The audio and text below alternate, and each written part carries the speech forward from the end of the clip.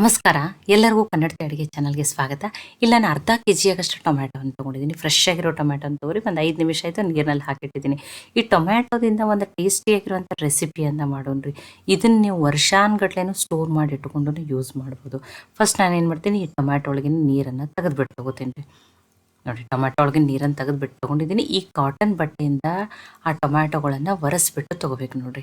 ಒಂಚೂರು ನೀರಿನ ಅಂಶ ಉಳಿಬಾರ್ದು. ಆ ರೀತಿ ನೀವೇನು ಮಾಡಬೇಕು, ಎಲ್ಲ ಟೊಮ್ಯಾಟೊಗಳನ್ನ ನಾನು ಇದೇ ರೀತಿಯೇ ಒರೆಸ್ಬಿಟ್ಟು ತೊಗೋತೀನಿ ರೀ.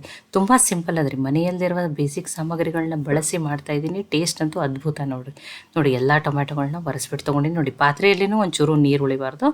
ಆ ರೀತಿ ನೀವೇನು ಮಾಡಬೇಕು ನೋಡ್ಕೋಬೇಕು ನೋಡಿರಿ. ನೀರಿನ ಅಂಶ ಇದ್ದಿದ್ದಿಲ್ಲ ಅಂದ್ರೆ ಅಷ್ಟೇ ನೀವು ಸುಮಾರು ದಿನ ಅಥವಾ ವರ್ಷಗಟ್ಟಲೆ ಇದನ್ನು ಸ್ಟೋರ್ ಮಾಡಿ ಇಟ್ಕೊಂಡು ಯೂಸ್ ಮಾಡ್ಬೋದು.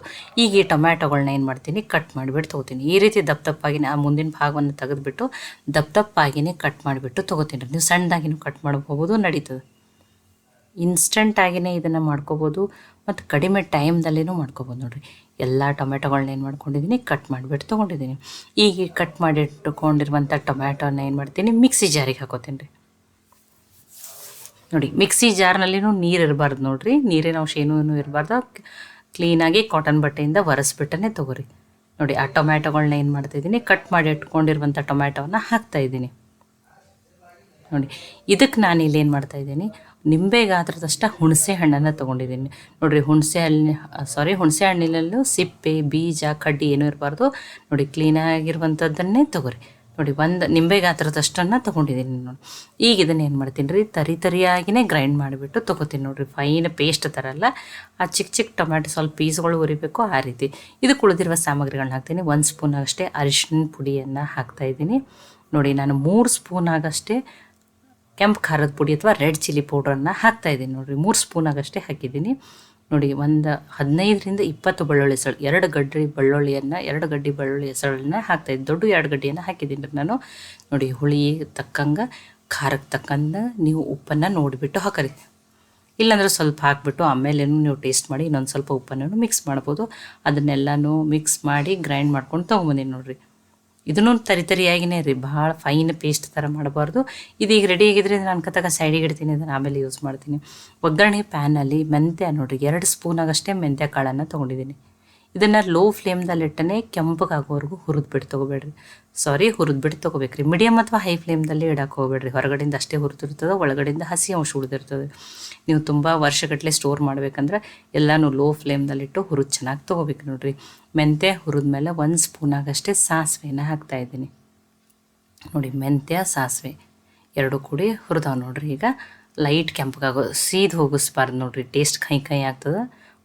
ನೋಡಿ, ಗ್ಯಾಸನ್ನು ಆಫ್ ಮಾಡಿದ್ದೀನಿ. ಈಗ ಆರಿದ್ಮೇಲೆ ಇದನ್ನು ಮಿಕ್ಸಿ ಜಾರಿಗೆ ಹಾಕೋತೀನಿ ರೀ ನಾನು. ಇದನ್ನು ನೋಡಿ, ಮಿಕ್ಸಿ ಜಾರಿಗೆ ಹಾಕ್ಕೊಂಡ್ಬಿಟ್ಟು ಇದನ್ನು ಫೈನ ಪೌಡ್ರ್ ಮಾಡಿಬಿಟ್ಟು ತೊಗೋತೀನಿ ರೀ.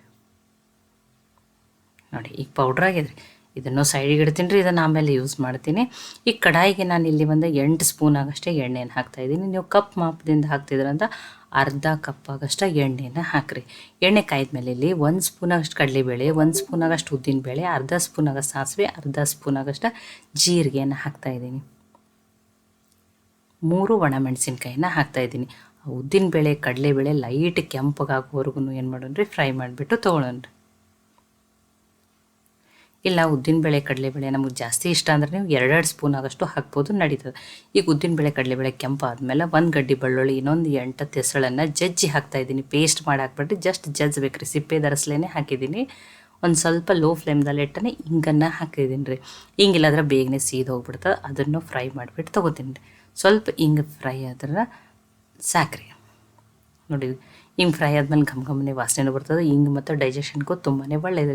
ಇದಕ್ಕಿಲ್ಲಿ ಕರಿಬೇವು ಸೊಪ್ಪನ್ನು ಹಾಕ್ತಾಯಿದ್ದೀನಿ. ನೋಡಿ, ಆ ಕರಿಬೇವು ಸೊಪ್ಪನ್ನು ಫ್ರೈ ಆಗಲಿ ರೀ. ಕರಿಬೇವು ಸೊಪ್ಪು ಫ್ರೈ ಆದಮೇಲೆ ನೋಡಿರಿ, ಆ ಟೊಮ್ಯಾಟೊ ಖಾರದ ಪುಡಿ ಹಾಕ್ಕೊಂಡು ಏನು ಗ್ರೈಂಡ್ ಮಾಡಿ ಇಟ್ಕೊಂಡಿದ್ದಲ್ರಿ, ಬೆಳ್ಳುಳ್ಳಿ ಅದೆಲ್ಲ ಅದನ್ನು ಹಾಕ್ತಾಯಿದ್ದೀನಿ. ಲೋ ಫ್ಲೇಮ್ದಲ್ಲಿ ಇಟ್ಟನೆ ಹಾಕಿರಿ. ನೋಡಿ, ಈಗೆಲ್ಲ ಒಮ್ಮೆಲೆ ಸಿಡಿತದೆ, ಅದಕ್ಕೆ ನೀವೇನು ಮಾಡಿರಿ, ಲೋ ಫ್ಲೇಮ್ದಲ್ಲಿಟ್ಟು ಹಾಕಿರಿ. ನೋಡಿರಿ, ಒಂಚೂರು ಎಲ್ಲಿನೂ ನೀರಿನ ಅಂಶ ಇರಬಾರ್ದು. ಅಂದ್ರೆ ಇದನ್ನು ನೀವು ವರ್ಷಾನುಗಟ್ಟಲೆ ಸ್ಟೋರ್ ಮಾಡಿಟ್ಕೊಂಡು ಯೂಸ್ ಮಾಡ್ಬೋದು. ಈಗ ಎಣ್ಣೆ ಜೊತೆ ಉಳಿದಿರುವ ಸಾಮಗ್ರಿಗಳ ಜೊತೆ ಅದನ್ನೆಲ್ಲ ಮಿಕ್ಸ್ ಮಾಡಿಬಿಟ್ಟು ಲೋ ಫ್ಲೇಮ್ದಲ್ಲಿಟ್ಟನೆ 20 ನಿಮಿಷ ಎಣ್ಣೆ ಸಪ್ರೇಟ್ ಆಗೋವರೆಗೂ ಬೇಯಿಸ್ಬಿಟ್ಟು ತೊಗೋಬೇಕ್ರಿ.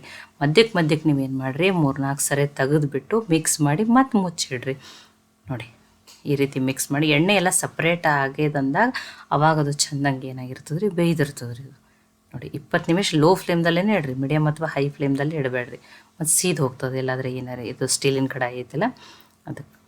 ನೋಡಿರಿ ಮಧ್ಯಕ್ಕೆ ಒಂದ್ಸಲ ತೆಗೆದು ಈ ರೀತಿ ಮಿಕ್ಸ್ ಮಾಡಿ ನೀವು 3-4 ಸಲ ಮಿಕ್ಸ್ ಮಾಡಿರಿ. ಆವಾಗ ತೆಗೆದು ಎಣ್ಣೆ ಸಪ್ರೇಟ್ ಆಗೋವರೆಗೂ ಇದನ್ನು ಏನು ಮಾಡಬೇಕು, ನೀವು ಬೇಯಿಸ್ಬಿಟ್ಟು ತೊಗೋಬೇಕು ನೋಡಿರಿ.